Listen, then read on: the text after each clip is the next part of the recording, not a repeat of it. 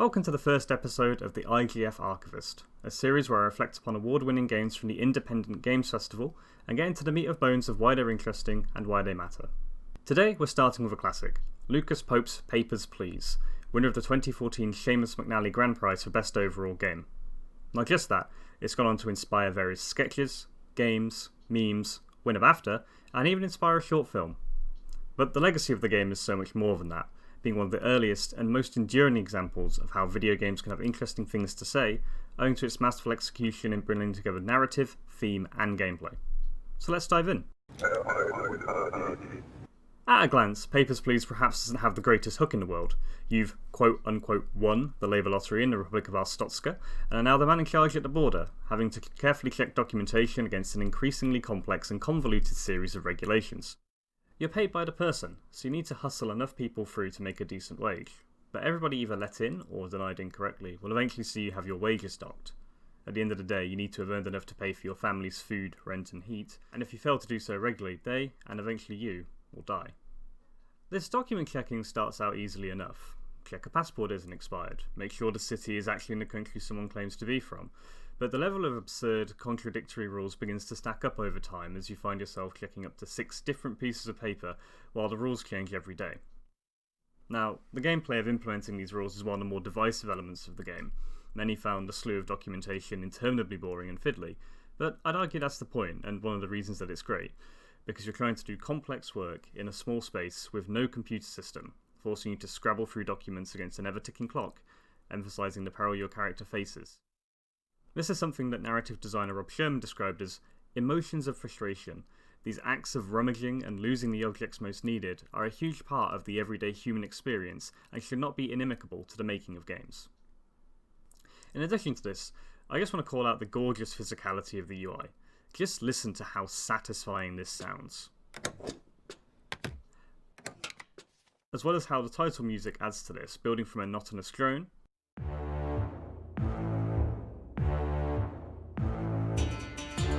to a frenetic crescendo.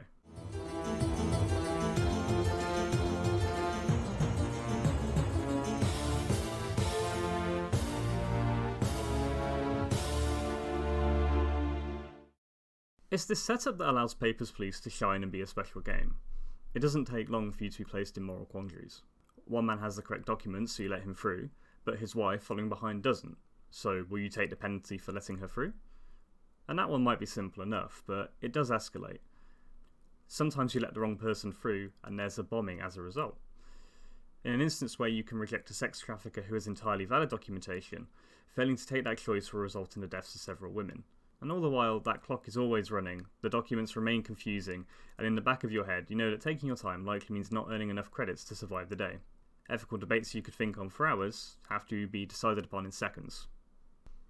Because you're faced with these quandaries at a regular basis, it also means that you can't easily file away what you're doing as either good or bad in the long term.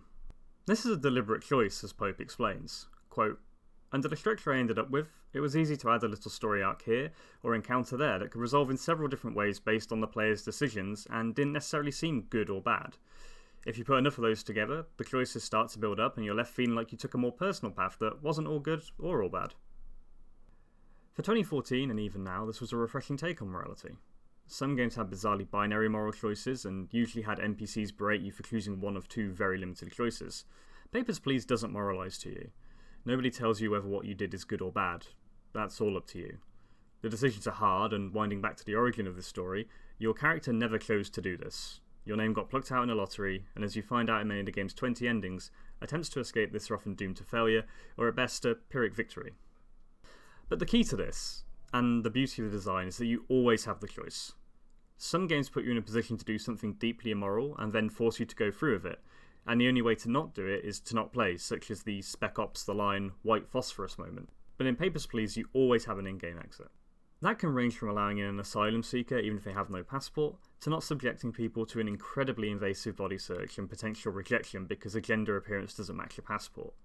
It might cause your character a significant issue, but it's at least a choice that you get to make and own. This was a very different approach in an era of video games dominated by power fantasies, where the game emphasises the powerlessness of your overall situation, even if you do have agency over these individual moments. Further weight gets added to this by the vagueness of the dilemmas you were put in. Again, this is deliberate choice by Pope. Quote, "I worked hard to reduce the amount of dialogue, keep things ambiguous, leave some things unresolved, and to rely on the player's imagination to fill in the blanks." This completely works in the ways that Pope describes. In some cases you can order that somebody is detained, but it's never explained to you what that means. It could just be for further interviews, but there's a very real chance you've sent someone to prison or even signed their death certificate. Even later in the game, when a most wanted list is introduced, you may at first feel satisfaction at catching a criminal, but there's reason to take pause.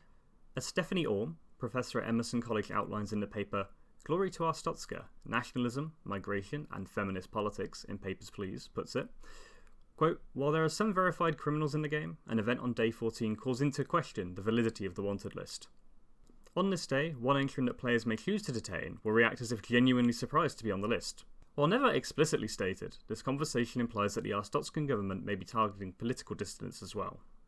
The other key ingredient in what makes the game so important is how it causes you, the player, to reflect on how these moments play out in real life. As Jason Conception puts it in relation to the United States ban on refugees from many countries in 2018, quote, "Replaying it recently, I found it disturbing and humbling. Disturbing because of the clear parallels between the game and Trump's executive order. Humbling because of the way it depicts how easily a person's morality can become subsumed by the machinery of state power. In the game, I have a family to provide for, bills to pay. To those quotidian concerns, add the immense weight of a bureaucracy and its institutional culture, amplified by the confusion caused by constantly changing orders, the ever-present knowledge that bad actors, however rare, do exist, and the willingness of the state to cast blame squarely upon my head should lightning happen to strike. Under those circumstances, would you do your job?" Unquote. The parallels to that ban and other restrictive immigration policies are evident throughout the game. As it progresses, a non-Arstotzkan may need a passport, entry permit, ID supplement, vaccination form, work permit, asylum permit, and an access permit. An Arstotzkan will most often just need 2 documents. Further rubbing salt in the wound, because the rules change daily, many migrants arrive with the wrong documents because the rules changed after setting off on their journey. And this relates to the real world, because the complex requirements created as a guise of fairness externally, but nearly impossible to meet internally, is a type of discrimination in plain sight that supposedly absolves you, the player, of guilt, yet it maintains that you're part of this system, similar to the voter ID systems in the US that are legally allowed, but very clearly designed to exclude. Returning to Stephanie Orme, she succinctly sums this up. Quote, "Papers, Please does an admirable job of inviting players to critically reflect on many issues salient to migration, such as how it's influenced by government interests and international relations. Similarly, Marshall University professor Dr. Jess Morissette similarly calls this out in his paper, Glory to Our Stotska, Morality, Rationality, and the Iron Cage of Bureaucracy in Papers, Please.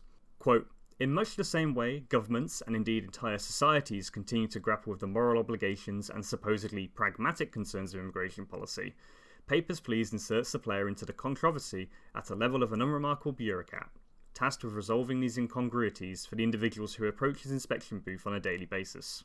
In this regard, the gameplay and thematic focus of Papers, Please simulate, from the perspective of street-level bureaucracy, an ongoing debate that affects the lives of millions of people around the world today." Unquote. For us, the player, we're morally troubled. We've been put there by chance, and realistically, we can't resign our position. You know the system's unfair, and perhaps you just have to settle for doing the best you can.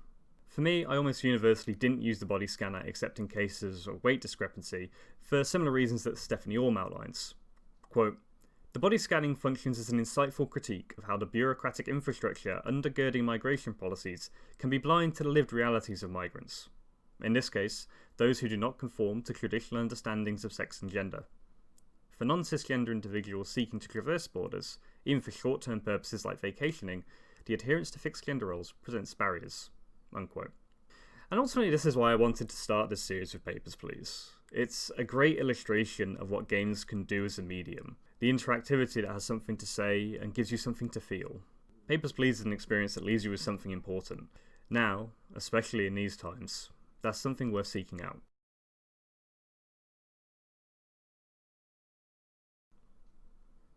So thank you for watching this inaugural edition of the IGF Archivist.